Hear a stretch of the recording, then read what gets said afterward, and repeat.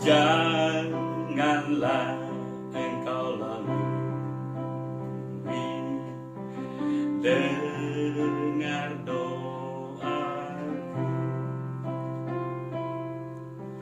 Yesus, Yesus, dengar doaku.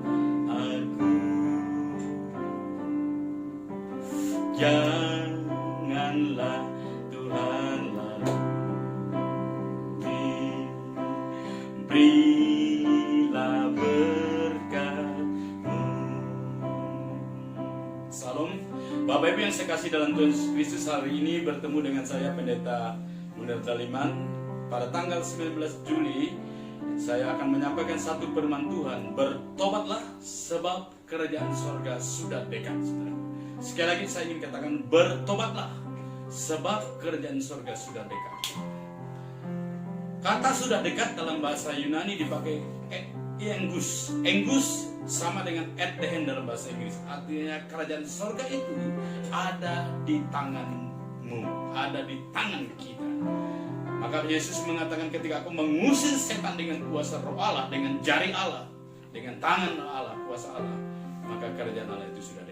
Saudara yang saya kasih dalam Tuhan Yesus, yang saya kasih dalam Tuhan Yesus Kristus, hari ini saya ingin menegaskan bahwa kemarin kita sudah melihat bahwa betapa penting kita sungguh-sungguh memperhatikan pengajaran tentang kerajaan sorga atau pengajaran tentang kerajaan Allah ini. Karena jika kita tidak memperhatikan hal ini, maka kita akan kehilangan hak kerajaan itu.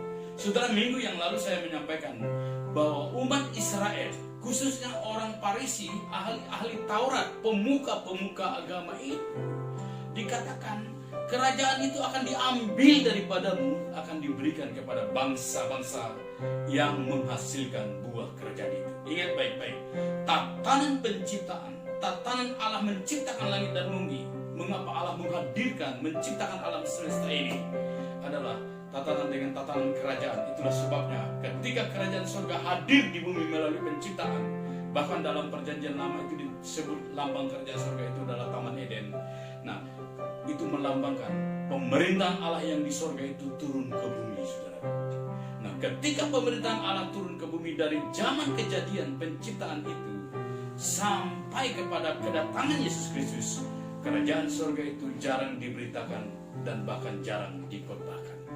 Saya sudah mengatakan juga bahwa di dalam Matius pasal yang ke-13 ayat yang ke-35 itu, bahwa Yesus berkali-kali mengajarkan, aku datang menyingkapkan, membuka rahasia kerajaan sorga yang telah tersembunyi sejak dunia dijadikan.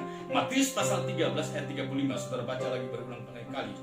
Dia mengungkapkan hal yang tersembunyi sejak dunia dijadikan. Dan Alkitab juga mengatakan bahwa upah kita nanti, bagi kita yang bekerja untuk kerajaan surga, bagi kita yang sungguh-sungguh menekuni, menerima hidup, bahkan mengalami kerajaan surga, Tuhan berkata dalam Matius pasal yang ke-25 ayat yang ke-34 itu, di situ dikatakan, dan raja itu berkata kepada mereka yang di sebelah kanannya, mari hai kamu yang diberkati oleh Bapakku, terimalah kerajaan yang telah disediakan bagimu sejak dunia dijadikan. Berarti kerajaan ini telah disediakan bagi kita sejak dunia dijadikan, sejak dunia ada. Konsep kerajaan itu sudah ada dan disediakan bagi kita yang hidup dan menikmati dan mengalami, bahkan yang berada dalam kerajaan itu. Dan kalau tidak, jangan sampai nasibnya sama seperti ahli Taurat dan orang-orang Farisi itu, kerajaan itu diambil daripadamu. Maka itu hari ini saya ingin menyampaikan, bertobatlah sebab kerajaan sudah dekat. Sebelum saya membahas lebih lanjut, mungkin saya juga menjelaskan dulu tentang apa itu khotbah tentang kerajaan Allah, apa itu kerajaan sorga, apa itu hidup yang kekal itu. Saya ingin menyampaikan beberapa hal begini, saudaraku. Kerajaan Allah itu menyatakan kekuasaan atau pemerintahan Allah, atau pemerintahan Tuhan, atau kerajaan Tuhan menyatakan kekuasaan dan pemerintahan Tuhan, baik di sorga maupun di bumi.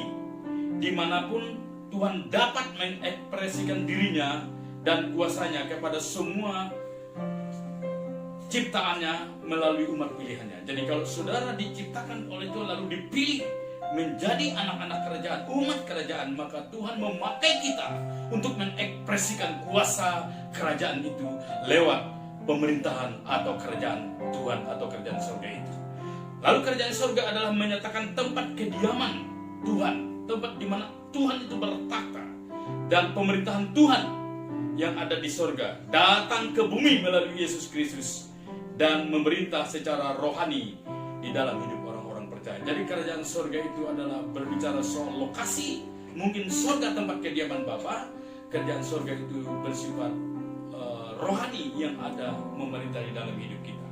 Jadi kerajaan surga, kerajaan Allah atau kerajaan Tuhan. Lalu ada yang ketiga, ada hidup yang kekal dalam Injil Yohanes.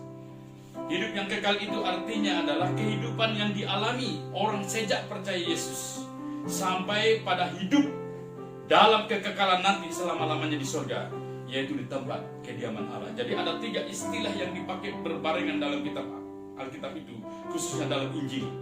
Jadi dalam Injil Matius sering dipakai kerajaan surga, dalam Injil Lukas sering dipakai kerajaan Allah, dan Injil Lukas dan Injil Markus. Dalam Injil Yohanes sering dipakai hidup yang kekal. Jadi antara kerajaan Tuhan, kerajaan Allah, kerajaan surga, hidup yang kekal itu pada prinsipnya adalah sama. Nah, di dalam Matius, di situ dikatakan, Matius pasal 19 ayat 23 dan 24, Yesus menyamakan antara istilah kerajaan surga dan kerajaan Allah itu. Ayat yang ke-23 dikatakan Matius pasal 19 itu, Yesus berkata kepada murid-muridnya, "Aku berkata kepadamu, sesungguhnya sukar sekali bagi orang kaya untuk masuk dalam kerajaan surga." Ayat 23 dikatakan orang kaya sukar masuk dalam kerajaan surga. Lalu ayat 24 dikatakan sekali lagi arti pengulangan kata-kata yang sama oleh Yesus. "Aku berkata kepadamu, lebih mudah seekor unta masuk melalui lubang jarum daripada seorang kaya masuk dalam kerajaan Allah." Jadi antara kerajaan surga dan kerajaan Allah itu sama, dan hidup yang kekal itu pada prinsipnya sama. Nah, itu sebabnya saya ingin hari ini supaya kita kembali berbalik, bertobat kepada kerajaan Allah.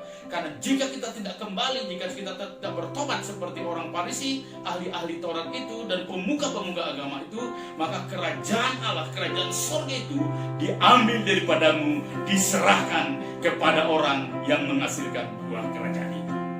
Saya guru-guru diserahkan kepada STTK Desi yang akan menghasilkan buah kerajaan. Saudara yang saya kasih, sebelum saya melanjutkan ini, saya melihat itu di dalam Matius dulu. Kita akan melihat sekali lagi saya ingin mengulangi antara Yohanes Pembaptis, wahyu yang diterima Yohanes Pembaptis, dengan wahyu yang pertama kali dikotbahkan oleh Yesus setelah menang dalam pencobaan di padang gurun Yesus Kristus.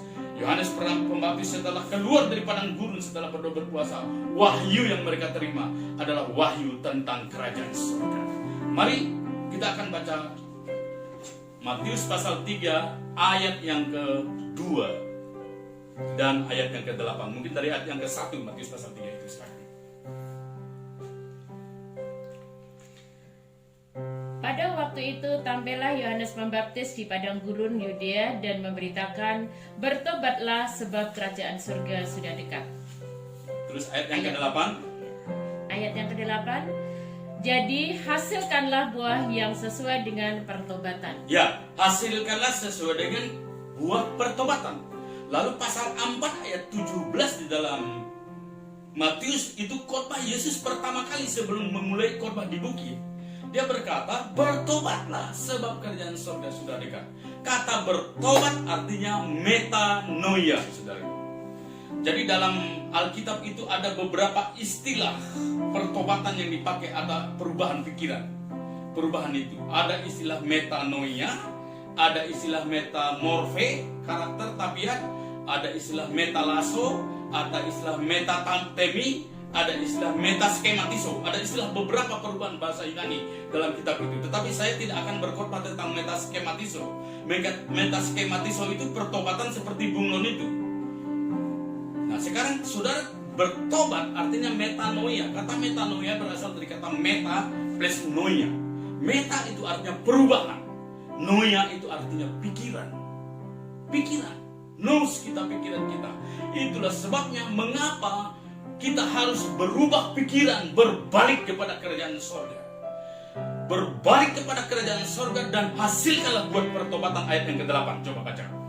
Jadi hasilkanlah buah. Nanti kita akan berbicara soal buah. Nanti saudara sudah mendengar tentang khotbah saya masalah buah. Nanti juga saya akan share tentang khotbah masalah orang-orang yang berbuah itu.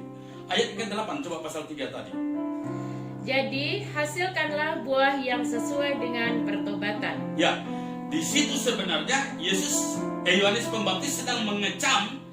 Ayat yang ketiga, keempat, kelima itu sebenarnya Yesus Kristus sedang mengecam ahli-ahli Taurat, pemuka-pemuka agama, tokoh-tokoh agama yang minta dibaptis oleh Yohanes Pembaptis, tapi Yohanes Pembaptis tidak mau membaptis mereka kalau mereka tidak bertobat, kalau mereka tidak berbalik kepada kerajaan surga itu, berarah pikiran, mengubah pikirannya kembali kepada kerajaan surga itu, kembali kepada pemerintahan Allah itu, kembali tentang suasana surga itu. Nah, saudara yang saya kasih dalam Tuhan Yesus Kristus, saya akan mengulang-ulang ini karena ini penting bagi kita. Jika kita tidak bertobat, orang Farisi, ahli Taurat, tidak berbalik, tidak metanoia, tidak berubah pikirannya, tidak kembali kepada kerajaan surga, tidak kembali kepada kerajaan Tuhan itu, tidak memiliki kerajaan surga, bahkan tidak menghasilkan buah kerajaan itu diambil daripadamu, diberikan kepada bangsa-bangsa yang menghasilkan buah kerajaan itu. Haleluya, luar biasa. Metanoia. Mari kita semua umat Tuhan, hamba-hamba Tuhan seluruhnya, khotbahkanlah, beritakanlah, kabarkanlah, proklamasikanlah kerajaan surga, kerajaan Allah itu. Karena jika kita tidak menghasilkan buah kerajaan, nanti akan dikhotbahkan secara khusus tentang buah kerajaan itu, maka kerajaan itu diambil daripadamu. Dengar baik-baik, sehebat apapun pemberitaan kita, sehebat apapun gereja kita, kehidupan kita, tanpa kita metanoia, tanpa kita bertobat kembali kepada kerajaan itu, maka kita akan kehilangan hak kerajaan itu. Saudara-saudara, sesuatu yang menarik bagi kita sekalian, saya rindu. Saya minggu depan saya akan berkhotbah tentang hidup dalam tatanan kerajaan surga. Saya akan berkhotbah tentang khotbah di bukit. Jadi khotbah pertama kali Yesus setelah Yesus keluar dari padang gurun, bertobatlah sebab kerajaan sudah dekat. Lalu Yesus memanggil murid-muridnya, lalu Yesus memberitakan, memproklamirkan kerajaan surga. Setelah itu dia khotbah di bukit, saudara. Dalam khotbah di bukit itu ada beberapa pokok yang akan saya bahas. Matius pasal 5 sampai pasal 7. Minggu depan kita akan khotbah ini beruntun terus menerus secara terus menerus. Karena itu ikutilah seri khotbah-khotbah ini. Saya akan menyampaikan dulu ringkasan khotbah mulai minggu ke depan, yaitu tatanan hidup atau hidup dalam tatanan kerajaan surga, tentang khotbah di bukit itu. Yang pertama akan saya bahas nanti itu bagaimana supaya umat kerajaan hidup berbahagia, saudara. Yang kedua, bagaimana supaya umat kerajaan itu harus berdoa, meminta, mencari, dan mengetok.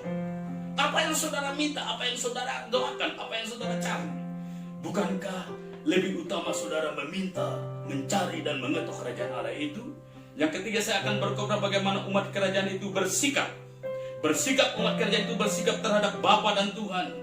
Bagaimana umat kerajaan itu bersikap kepada sesama. Bagaimana umat kerajaan itu bersikap kepada orang yang berperilaku sebagai anjing babi dan orang-orang yang mengajar ajaran sesat. Yang ketiga, yang keempat, pokok poin khotbah tentang tatanan hidup dalam kerajaan umat kerajaan itu adalah bagaimana umat kerajaan itu beribadah, berpuasa. Apakah akan beribadah sama dengan ahli-ahli Taurat yang beragama itu?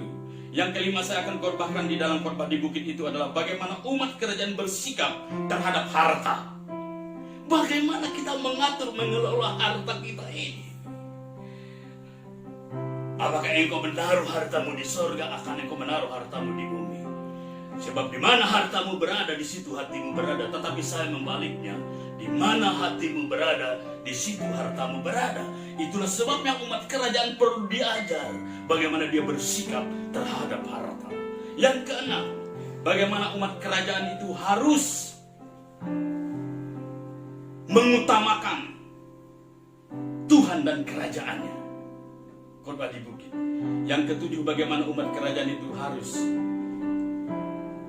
menjaga firman, menanam, meletakkan dasar yang benar, saudara.